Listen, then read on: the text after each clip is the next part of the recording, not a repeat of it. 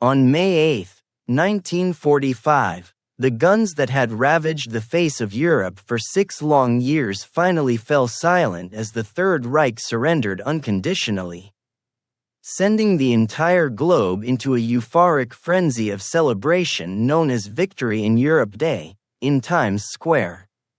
Sailors kissed nurses. In London, crowds flooded Trafalgar Square to hear Churchill speak.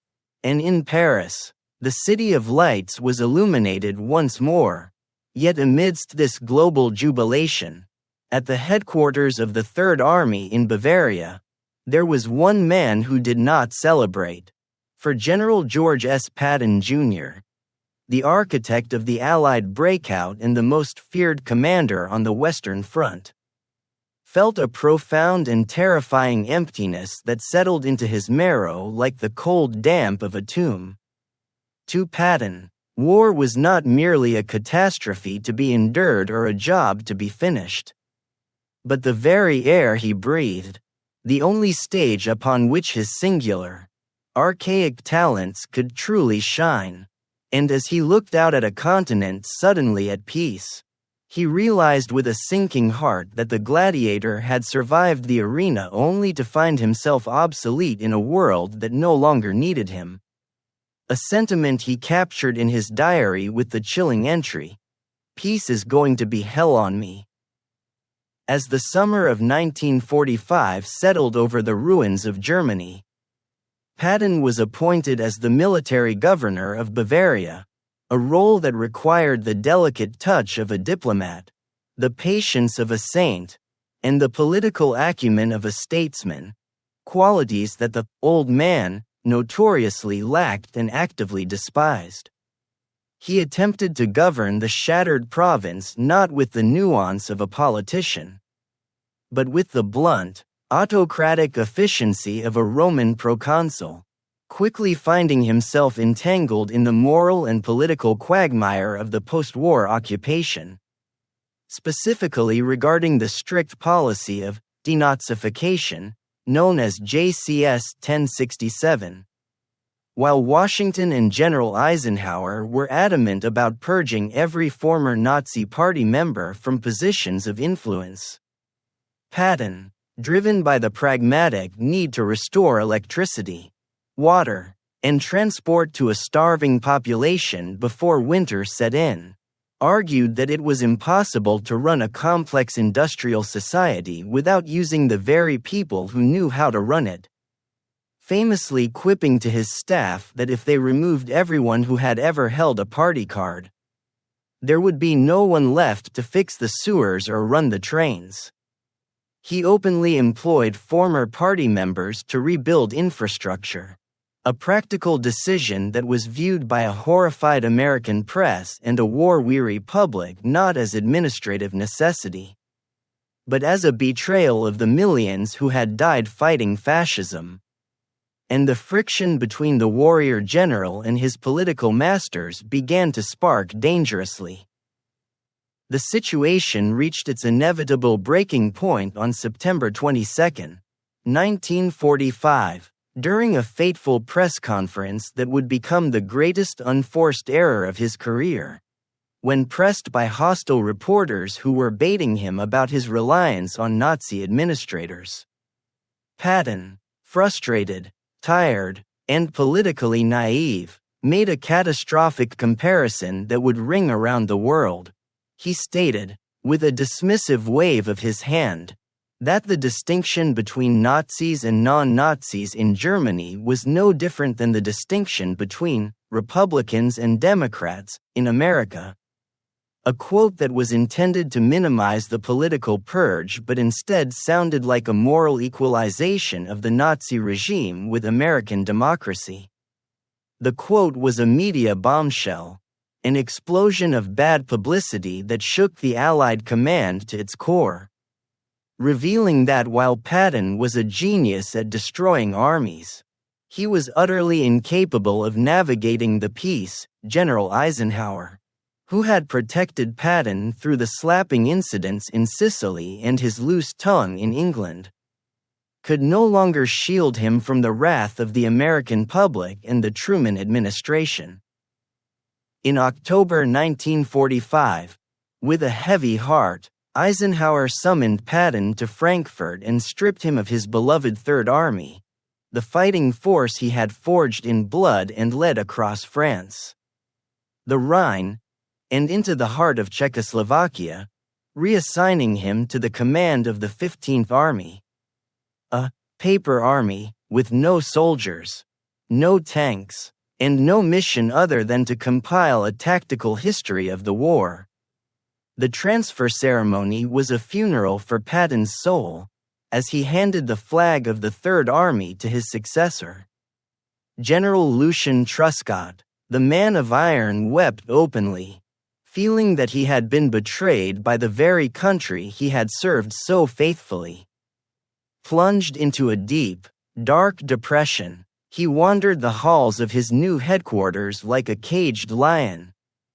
Consumed by bitterness and a growing paranoia about the Soviet Union, vocally arguing that the United States was fighting the wrong enemy and that the Allies should not demobilize but should instead rearm the German Wehrmacht and turn immediately to fight the Red Army, a suggestion that terrified his superiors and further isolated him from the world. During these twilight months, a strange fatalism took hold of him. He began to tell his family and staff that he would never see America again, that his destiny was to die on European soil, and he frequently referenced the Norse legends of Valhalla, as if preparing his soul for a final departure that he felt was imminent. That premonition became a tragic reality on a cold, overcast Sunday, December 9, 1945, the day before he was scheduled to finally fly home to California for Christmas leave.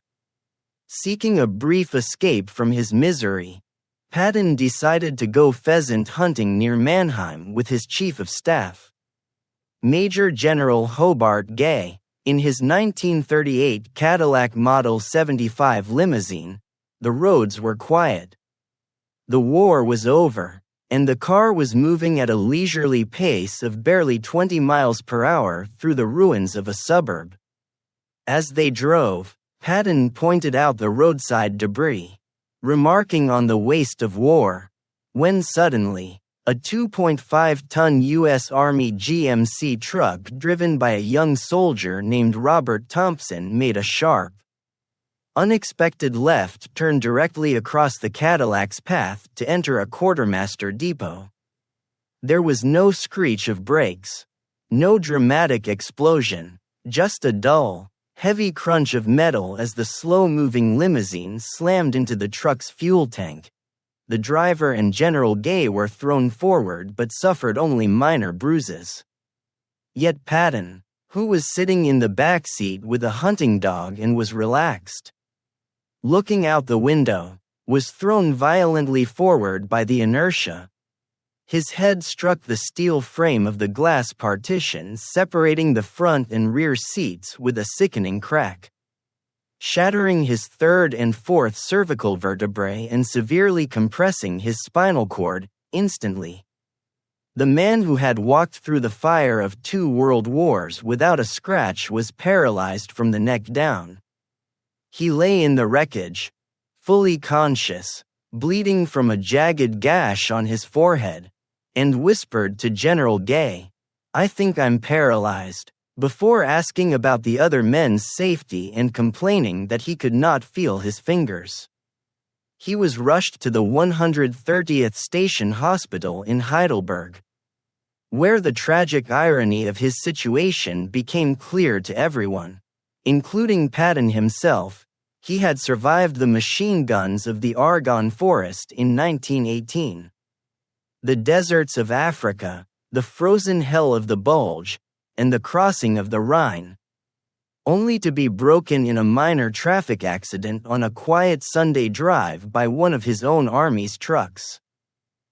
For 12 agonizing days, George Patton lay in a hospital bed, his body a prison of stone while his mind remained as sharp and fierce as ever. His wife Beatrice flew to his side from Boston, and he greeted her with the grim humor of a soldier, whispering, "This is a hell of a way to die." The best neurosurgeons in the Allied armies were summoned, and traction was applied to his neck in a desperate attempt to relieve the pressure, forcing fishhooks into his cheeks to stabilize his skull, a torture he bore with stoic silence. He spent his final days listening to Beatrice read him history books, occasionally commenting on the battles of the past, but his condition slowly deteriorated as fluid filled his lungs and a pulmonary embolism, a blood clot, formed in his paralyzed body. On the afternoon of December 21, 1945, surrounded by his wife and the ghosts of his battles, Old Blood and Guts fell into a deep sleep from which he would never wake, passing away quietly in a foreign land just as he had predicted, leaving behind a silence that seemed deafening to those who had served under him. George S. Patton was not brought back to the United States for a hero's burial at Arlington. Instead, per his request, he was buried at the Luxembourg American Cemetery and Memorial in Ham. Originally placed in the middle of a plot surrounded by over 5,000 men of his Third Army who had fallen during the Battle of the Bulge, before later being moved to the head of the formation due to the sheer volume of visitors paying their respects. He lay among his troops, in death as he was in life, commanding his eternal formation under the white crosses. Forever separated from the homeland he loved but eternally united with the soldiers he led. His death marked the true end of the war era and the closing of a chapter on a specific kind of warfare. He was a complex, flawed, and brilliant anachronism, a man who wrote poetry and believed in reincarnation, who slapped soldiers and wept for them, who loved war more than peace and glory more than life. History remembers him not for the tragic accident that took him, nor for the political gaffes that tarnished his final days, but as the relentless force of nature who drove the spearhead of liberation into the heart of tyranny. A general who lived by the sword and, in a cruel twist of fate, died not by the sword, but by the banality of the peace he helped to win, ensuring that he would remain forever young in the annals of military legend. Untouched by the gray compromise of the atomic age,